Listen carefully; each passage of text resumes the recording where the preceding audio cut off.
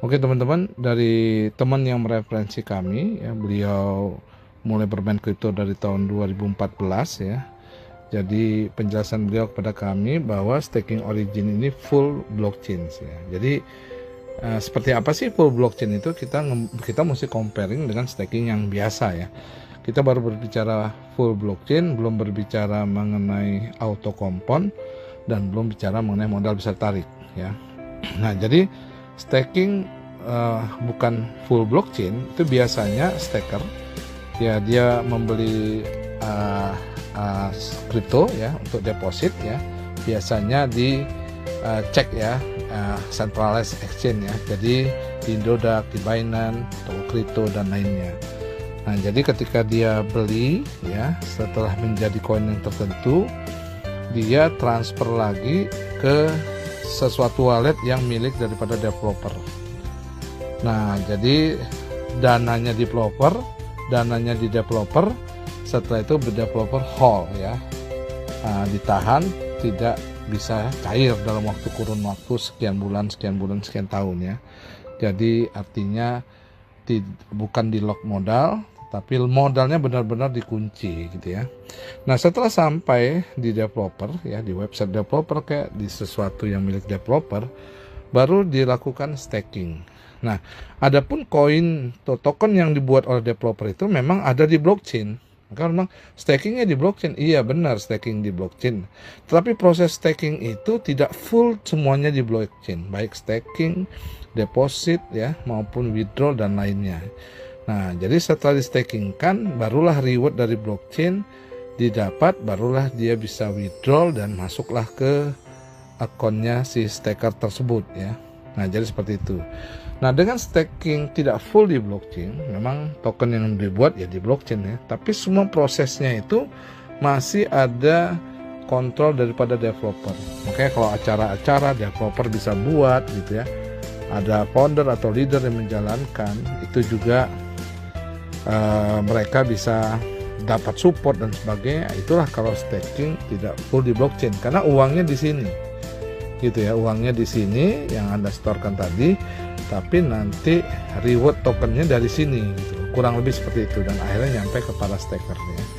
Nah, dalam staking yang ada intervensi manusia atau developernya atau software yang dibuat oleh manusia, rentannya ketika dananya sudah besar, developer atau human ini rakus. Akhirnya dibuatlah satu skenario scam dan sebagainya dan macam-macam lah ya, seperti itu ya, berapa supply yang dia buat dan sebagainya, tokennya dan sebagainya gitu. Nah, gimana kalau pengertian mengenai staking full blockchain ya? Jadi developer yang membuat staking tersebut dengan smart contract yang dibuat ya, di sini di staking origin ada 135 smart contract yang dimasukin, dicemplungin ke blockchain ya. Karena semua transaksi kita, withdraw, register, claim dan sebagainya dilakukan di sini. Ya, bukan di area sini ya, bukan di area blockchain, tapi di luar ya. Kalau di sini betul-betul di semua dilakukan di sini ya. Nah, tapi mekanisme orang melakukan staking tadi, si staker tadi ya, membeli untuk deposit ya, membeli kriptonya memang tetap dicek, karena orang lebih familiar beli kripto dicek ya, sentralisasi exchange ya, di centralized ya, jadi koin-koin yang centralized ya. Jadi ada Indodax, ada Binance gitu ya, Bitget dan sebagainya. Setelah itu dari cek ini dioper ke wallet yang ada di DEX. DEX itu decentralized. Jadi koin-koin yang ada di decentralized belum tentu koin yang ada di centralized ya, tapi prosesnya ada di DEX ya. Jadi di akun DEX kita sendiri, setelah di akun DEX kita sendiri, kita transfer dari akun cek kita ya, akun Binance kita atau akun Indodax kita atau akun Bitget kita ke akun DEX kita ya, yang ada di wallet dompet Token Pocket, Trust Wallet atau Bitget Wallet, MetaMask dan sebagainya. Dari akun inilah dilakukan yang namanya staking, prosesnya di sini, dilakukan swap di sini. Semua baik proses deposit, proses withdraw ya, proses claim, semuanya ada di sini. Tidak ada lagi developer bisa campur tangan. Jadi developer seperti ini sama seperti kayak Satoshi membuat BTC. Jadi dari smart kontraknya mengatakan untuk mendapatkan BTC yang ada di dalam blockchain Anda perlu menambang. Seperti itu. Jadi sehingga Satoshi ketika dia membuat 21 juta keping BTC, dia hanya mengambil satu keping yang tidak berharga saat itu, 20 jutanya dicemplungin ke blockchain. Nah, ketika dicemplungin ke blockchain, sampai hari ini walaupun harga BTC-nya itu 1 miliar per satu BTC, Satoshi atau siapapun yang membuat Bitcoin itu tidak bisa mengambilnya gitu ya. Nah, begitu sama yang terjadi di developer Origin ya.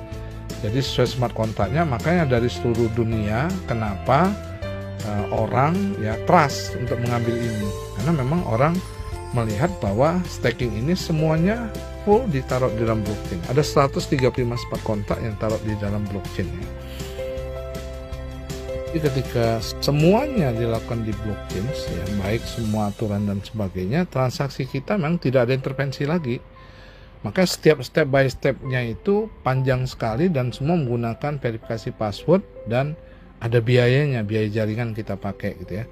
Makanya token daripada LGNS ini kalau kita lihat di Dex Screener ini benar-benar luar biasa, karena ketika diluncurkan 5 bulan yang lalu, 25 hari yang lalu, 5 bulan 25 hari yang lalu, itu holdernya sekarang sudah tembus mencapai 64.000 ya. Jadi 64.000 ini kalau kita lihat market cap-nya ya, itu kurang lebih sekitar yang sudah mengikuti staking ini adalah 38,8 juta dolar ya. Jadi ini ramping ya, 38,8 juta dolar itu kalau dibagi dengan 64.000 ya, 64.000 kurang lebih 64.189 holder, itu rata-rata kalau dipukul rata satu holdernya punya hanya $600 gitu ya.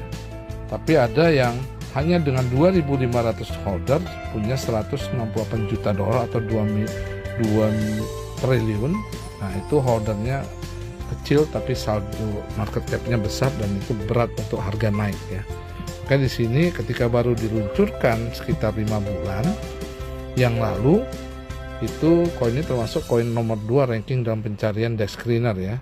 Jadi harga sudah menembus $32 dari peluncuran pertama di harga $4 dan liquidity-nya $1,7 ya, 1,7 juta dolar ya. Harga dengan $32-34 ya. Nah, jadi sehingga inilah yang membuat semua mekanisme, baik kita claim reward, baik kita staking, unstake dan sebagainya, itu dilakukan di area sini.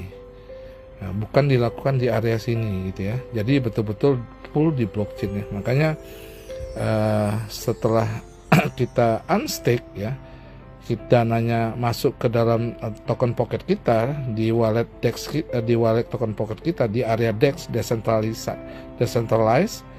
Dan akhirnya kita oper ke cek ya, ke Binance atau Bitget kita atau Indoda kita di wilayah centralized ya. Nah, setelah itu barulah masuk ke dana si staker gitu. Jadi inilah kurang lebih perbedaannya, sehingga ketika developer yang membuat ini, dia sudah tidak lagi untuk punya kepentingan diketahui. Beda kalau untuk di wilayah di sini, karena di sini orang tahu siapa yang buat gitu ya, dia yang mengatur uangnya. Besok dia mau scam kan juga bisa dan macam-macam gitu ya. Jadi dia punya kepentingan untuk dikenal. Tapi kalau di sini mereka nggak punya kepentingan untuk dikenal. Kenapa? Karena holdernya menjadi pemilik daripada staking ini. Karena 64.000 itu punya kepentingan bersama di sini, sama seperti orang beli BTC.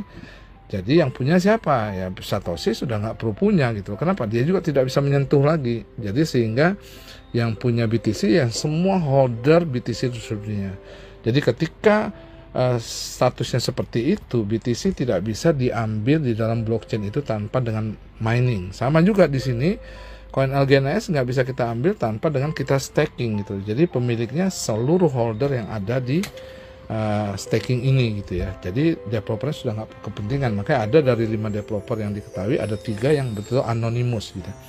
Jadi nggak enaknya kalau kita mengambil staking di real blockchain adalah tidak ada support apa-apa karena developernya sudah tidak mau diketahui gitu, seperti itu gitu ya. Tapi semua percaya pada smart contract yang sudah ditanam di dalam blockchain-nya. Jadi dengan jaringan Matic Polygon ya. Jadi kurang lebih segitulah pengertian yang saya tangkap. Jadi penjelasannya kurang lebih seperti oret-oret ini aja. Semoga bisa dipahami oleh teman-teman.